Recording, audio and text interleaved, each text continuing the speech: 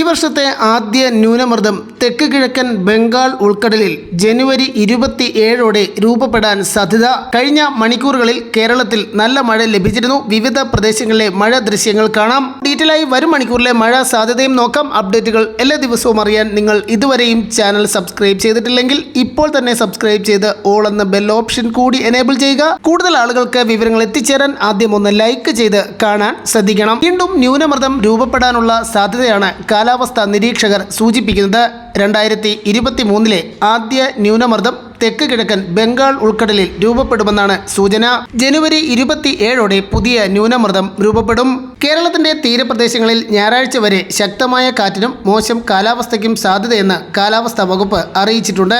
ജനുവരി 27 വരെ ഭൂമധ്യരേഖയോട് ചേർന്നുള്ള ഇന്ത്യൻ മഹാസമുദ്രം, അതിനോട് ചേർന്നുള്ള തെക്ക് കിഴക്കൻ ബംഗാൾ ഉൾക്കടൽ എന്നിവിടങ്ങളിലും ജനുവരി 28-ന് തെക്കൻ ബംഗാൾ ഉൾക്കടലിന്റെ മധ്യഭാഗങ്ങളിലും ശക്തമായ കാറ്റിന് സാധ്യതയുണ്ട്.